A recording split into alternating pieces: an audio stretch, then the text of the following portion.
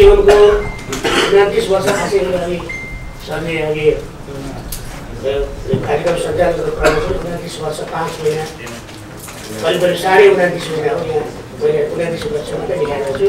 29.5 वर्ष 29 वर्ष 6 महिना अनवरत रूपमा सेवामा आफ्नो मन वचन र कर्मले मुलुक र मुलुकी प्रति निर्वाह गरेको निष्ठापूर्ण सेवा कार्यक्षमता र व्यावसायिकताको कदर गर्दै मलाई नेपाल प्रहरीको गरिमामय पद सर्वोच्च पद प्रहरीको भन्दाखेरि प्रहरी महानिरीक्षक पदमा पदोन्नति गरेर सङ्गठनको नेतृत्व गर्ने जिम्मेवारी प्रदान गरेकोमा म नेपाल सरकार सम्माननीय प्रधानमन्त्री केपी शर्मा ओलीज्यू, माननीय गृहमन्त्री रमेश लेखकज्यू, श्रीमान मुख्य सचिवज्यू, श्रीमान गृह सचिवज्यू तथा तालुक गृह मन्त्रालयप्रति हार्दिक आभार तथा कृतज्ञता व्यक्त गर्न चाहन्छु। प्रहरी जस्तो पवित्र सेवा प्रारम्भ गरेर आज करिब 3 दशकको झन्डै 3 दशकको लामो सङ्घर्षपूर्ण र कठिन कालखण्ड क्रमशः समाप्तितर्फ लम्किरहँदा यस सङ्गठनको नेतृत्व गर्ने गौरवशाली र चुनौतीपूर्ण अवसर प्राप्त गर्नु निश्चय नै गौरवको क्षण हो। यो क्षण मेरा लागि केवल गौरवको मात्र नभई गम्भीर जिम्मेवारी बोधको समय पनि हो। नेपाल सरकार गृह मन्त्रालयले मलाई सुम्पिएको जिम्मेवारी आफ्ना सहकर्मी र मेरा मार्फत प्रहरी कर्मचारीहरूप्रति कुनै पनि पूर्वाग्रहको भावना नराखी निष्पक्षताका साथ निर्वाह गर्ने प्रतिबद्धता समेत व्यक्त गर्न चाहन्छु। काँधमा प्रहरी महानिरीक्षकको दर्जारी चिन्हबाट सुशोभित भएको यस क्षणमा म सर्वप्रथम राष्ट्र सेवाको पवित्र कार्यमा वीरगति प्राप्त गर्ने सम्पूर्ण वीर अमर प्रहरीहरूप्रति हार्दिक श्रद्धाञ्जली अर्पण समेत गर्न चाहन्छु। साथै कर्तव्य पालनाको सिलसिलामा घाइते अङ्गभङ्ग हुनुभएका प्रहरी सदस्यहरूको योगदानको स्मरण गर्दै शीघ्र स्वास्थ्य लाभ र सहज जीवनयापनको समेत कामना गर्दछु। यस अवसरमा म मेरा स्वर्गीय माता पितालाई स्मरण गर्दै मेरो दुःख सुखमा साथ दिने मेरी जीवन सङ्गिनी छोराछोरीहरू तथा परिवारजनप्रति हार्दिक आभार समेत पनि व्यक्त गर्न चाहन्छु। मलाई महानिरीक्षक दर्जासम्मको यात्रा तय गर्ने क्रममा साथ सहयोग हौसला दिई महत्त्वपूर्ण योगदान पुर्याउनु हुने अग्रज प्रहरी महानिरीक्षकज्यूहरू, सकल दर्जाका प्रहरी कर्मचारीहरू, इष्टमित्र शुभचिन्तकहरू समेतमा उच्च सम्मानका साथ हार्दिक आभार समेत व्यक्त गर्दछु। हाम्रा श्रद्धेय अग्रजहरूको त्याग, समर्पण र शौर्यलाई मन मस्तिष्कमा सदा जीवित राख्दै उहाँहरूको प्रयास र परिश्रमले आजको स्वरूपमा आइपुग्न सफल यस गौरवशाली प्रहरी सङ्गठनको हित, उन्नति र श्रीवृद्धिका लागि दृढताका साथ समर्पण रहने प्रतिबद्धता समेत म यस समारोहमा व्यक्त गर्न समेत चाहन्छु। नेपालको संविधानको मर्म अनुरूप संघीय स्वरूप मार्फत कानुन कार्यान्वयन, विधिको शासन र मानव अधिकारको प्रत्याभूति, आर्थिक सामाजिक रूपान्तरणद्वारा सुशासन, सामाजिक न्याय र सद्भावको सुनिश्चित गर्न नेपाल प्रहरी निष्ठापूर्वक उच्च मनोबलका साथ कर्तव्यनिष्ठ रहेको छ र रहिरहनेछ र यसलाई गतिशील बनाउनका लागि मेरो नेतृत्वदायी भूमिका रहने कुरा पनि यहाँ म जाहेर गर्न चाहन्छु।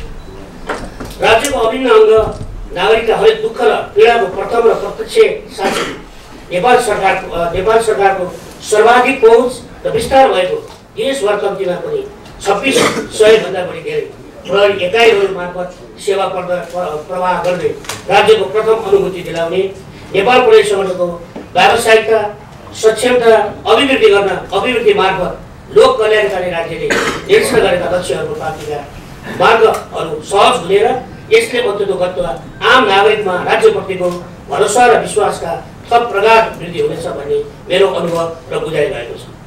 नागरिकका हरेक दुःख र पीडामा राज्यको दर्मिलो प्रतिनिधि र आर भएर उभिने नेपाल प्रहरीको क्षमता अभिवृद्धि, यसमा आबद्ध सदस्यहरूको न्यूनतम मानवीय आवश्यकता र स्रोत साधनहरूको उपलब्धता, वृत्ति विकासका अवसरहरूको पहुँचमा निष्पक्षता, साङ्गठनिक सुदृढीकरणका मार्ग हो।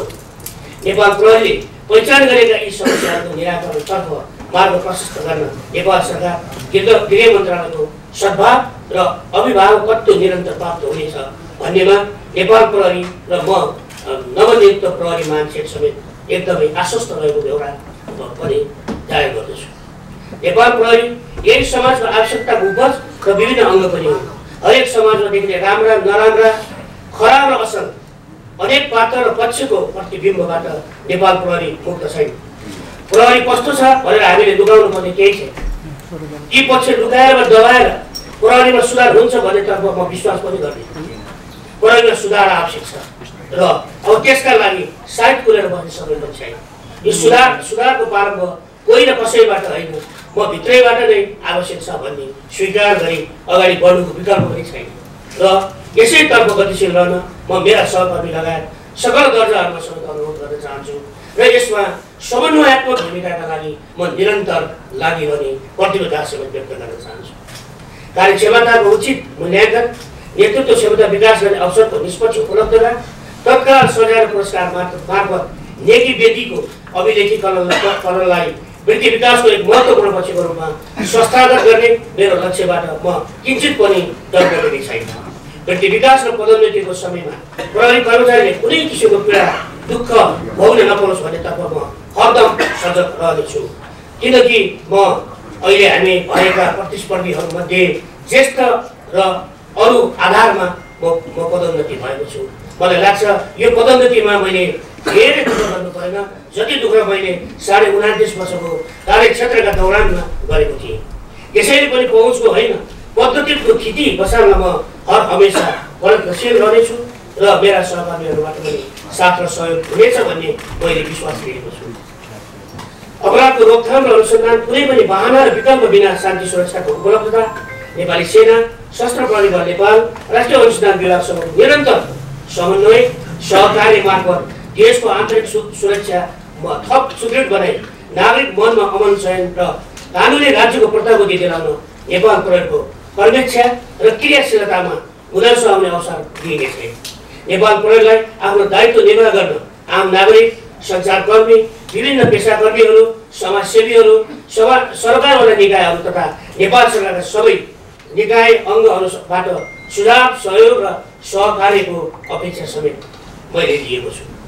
हामीले अपराध नियन्त्रण, जनताको जीवनको सुरक्षा, सहज र द्रुत परिचालन, आम नागरिकमा नैसर्गिक हक अधिकारको प्रत्याभूति, विधिको शासन र नेपाल प्रहरीको आधुनिकीकरणका लागि जे जति वैज्ञानिक र आधुनिक उपकरण, शोध साधन, नीति नियम, निर्देशिकाको आवश्यकता पहिचान गरे तापनि र ती सबै उपलब्ध भए तापनि प्रहरी भित्र नहुने र विगतमा केही वर्षदेखि क्रमशः तत्काल आवश्यकताको रूपमा मैले पहिचान गरेको मूल तत्त्व भनेको भातृत्व भाव र असल नियत नै हो भन्ने मलाई लाग्दछ। एक असल मानव हुन नसक्ने व्यक्ति कहिले पनि असल प्रहरी हुन सक्दैन। त्यसैले प्रहरीभित्र केवल उपकरण र प्रविधि मात्र प्राप्त हुँदैन, केही मानवीय गुणहरू पनि त्यत्तिकै आवश्यक रहन्छ भन्ने मेरो अनुभव छ र मैले ठानेको छु। नागरिकप्रति उत्तरदायी र कानुनको शासनमा आधारित भएर क्रियाशील रहन सकेमा मात्र नेपाल प्रहरीलाई नागरिक मैत्री र सेवाग्राही संस्थाको रूपमा स्थापित गराउन सकिने हुँदा हाम्रो कामप्रति सेवाग्राहीको सन्तुष्टि नै नेपाल प्रहरीको अभिष्ट रहेको कुरा समेत निवेदन गर्दछु। अपराध, आपराधिक प्रवृत्ति, अभाव, अनुचित प्रभाव र दबावलाई मेरा साथी सहकर्मीहरूको साथ र सामूहिक प्रयासका साथ यसलाई निस्तेज गरेर अगाडि बढ्ने दृढता समेत यस अवसरमा म व्यक्त गर्दछु। प्रहरी सङ्गठनका विषयमा अहिले विभिन्न खाले गुनासाहरू, संशयहरू पनि व्यापक रूपमा उठेका छन्। कतिपय जायज पनि होलान् र कतिपय हामीलाई कमजोर देखाएर समग्रमा सुशासन र नागरिक भरोसालाई भ्रमित पारेर स्वार्थले समूहहरू पनि सद्बलाइरहेको हामीले आभास गरेका छौँ। यसका लागि नवनियुक्त प्रहरी मान्छेको हैसियतमा म मेरो सङ्गठनको तालुक मन्त्रालय र नेपाल सरकारसँग समन्वय गरी सशक्त रूपमा प्रस्तुत हुने वचनबद्धता समेत यसै अवसरमा राख्न चाहन्छु। नेपाल प्रहरीलाई व्यावसायिक, स्वच्छ, रचनात्मक र नागरिक मैत्री सङ्गठनको छवि बनाउन साथ सहयोग र पृष्ठपोषणका लागि म आम नागरिक समाज, सञ्चार जगतप्रति हार्दिक धन्यवाद समेत दिन चाहन्छु। भविष्यमा पनि यस्तै सहयोग र सहायता हुनेछ भन्ने समेत मैले विश्वास लिएको छु। अन्त्यमा मेरो व्यावसायिक क्षमता, देश र नागरिकप्रतिको निष्ठाको उच्च मूल्याङ्कन गर्दै मलाई नेपाल प्रहरीको प्रहरी महानिरीक्षकमा पदोन्नति गरेकोमा नेपाल सरकार तथा गृह मन्त्रालयप्रति पुनः कृतज्ञता जाहेर गर्नुका साथै मलाई व्यावसायिक रूपमा प्रत्यक्ष तथा परोक्ष रूपमा सहयोग गर्नुहुने सबैमा धन्यवाद व्यक्त गर्दछु।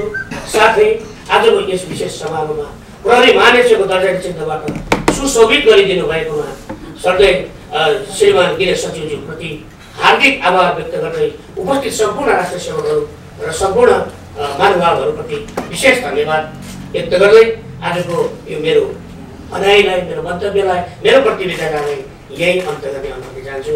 धन्यवाद।